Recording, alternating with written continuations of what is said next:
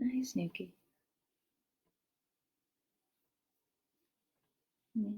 Oh, kitty.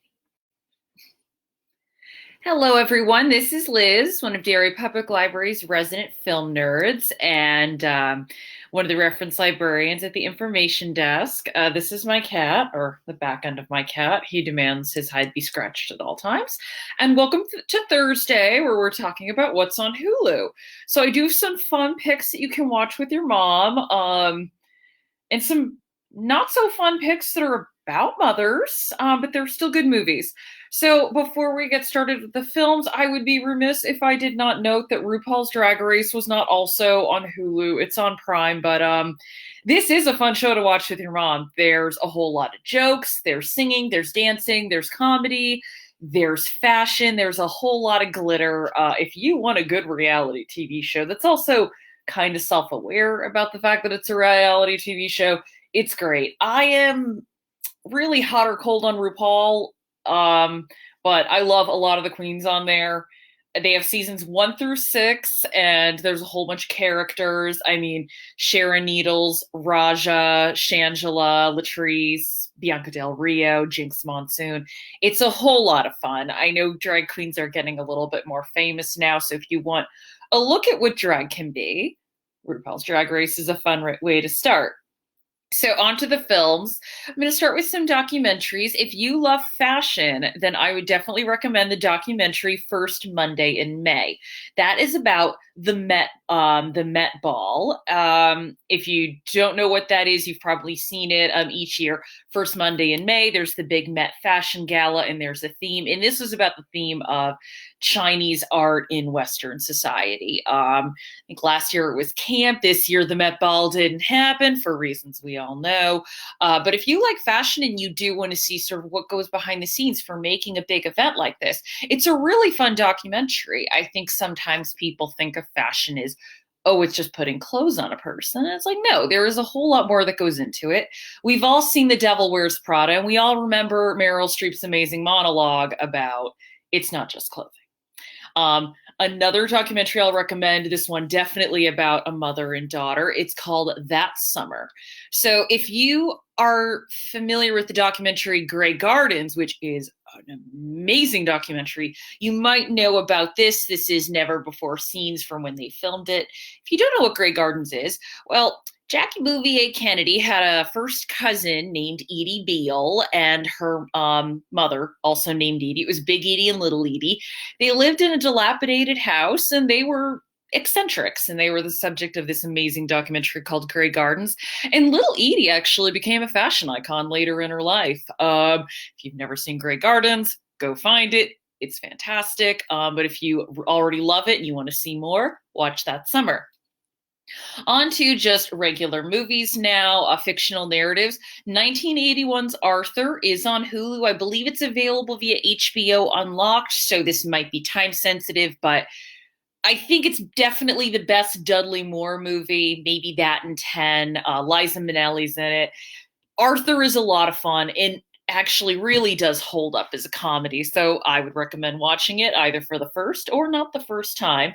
The other is a movie where it came out when I was in high school, I think, and I'm kind of shocked it doesn't have more of a following, is The Great Bend It Like Beckham. It's about a young Indian girl who wants to play soccer.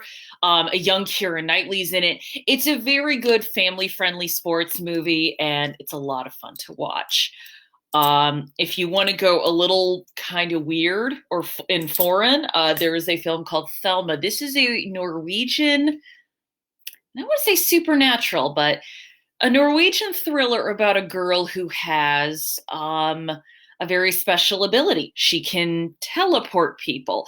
It's basically like, I would say Norwegian X-Men, only it's only about one person.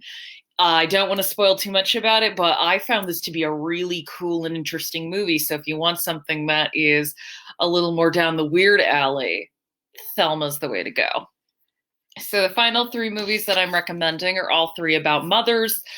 Although they're not exactly the happiest movies to watch. I'm kind of realizing now looking at them, I'm like, should have just picked Steel Magnolias, but that's not available on Hulu. Anywho, well, It is if you have an add-on. The first I'm going to recommend is We Need to Talk About Kevin. Great Tilda Swinton performance. It's about a woman who she basically um, has a son who did something horrible. And we trace back to she never really wanted to be a parent. She got pregnant. She really was kind of ambivalent about having the kid, but the father was very like, let's do this. And kind of traces her relationship with him. It's also has Ezra Miller in a great role and John C. Reilly playing kind of a clueless dad, but definitely not in a funny way. It's definitely a hard watch. It's one I've only seen once, and I'm still not sure I want to revisit it, but it is, I think, a very good sympathetic look at a mother who is in a horrible situation that I don't think any parent ever wants to be, and no parent wants to be the parent to a monster. And it's worth it for Tilda Swinton's performance alone. The next is Volver. Now, I talked about Pedro Almodovar on Monday, and I was very happy to see that Volver is on Hulu. So this is about Penelope Cruz. So it's about her relationship to her mother, who exists as a ghost, a relationship to her daughter. It is a movie that is about women and about, in some cases, intergenerational trauma, and about that through everything, love is what truly keeps people together. If you've never seen a Pedro Almodovar movie, this would be a good starting point because it's definitely one of his bests. And finally, we are going to end with a movie directed by probably, oh, I hate to choose because there's a lot of good working directors these days, but it's by my man, Bong Joon-ho. Oscar winner, by the way. Oh, I'm never going to get tired of saying Oscar winner Bong Joon-ho.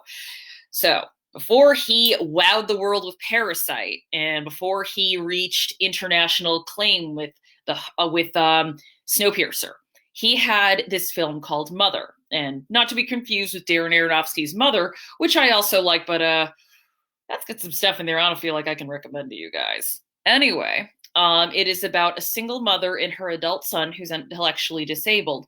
There's a murder in the neighborhood. Her son is accused. And essentially, this mother is going to stop at nothing to prove that her son is innocent. It is a crime movie. It is also a social drama. It looks at how this poor woman and her son are consistently at the mercy of others and how the safety net and the system have completely failed them. And I think one of the strengths of Bong Joon-ho's movies is he can juggle many things at the same time. He can make a human drama and also something that criticizes our society and has something to say larger about how we treat each other. Again, if you want to see why he is one of the greatest working filmmakers today and why he 100% deserved that Oscar, and why I am wearing a Bong Joon-ho pin right now, I love him that much, I would watch Mother. I saw it back in 2011 and it completely blew me away. I had already seen The Host and was like, oh, this is good. I think this guy is like a cool director. And so I sought out Mother. Mother was the movie that showed me this man is a master and one of the greatest working directors today. So I hope you all have a good Mother's Day, and I will see you tomorrow for Freebie Friday.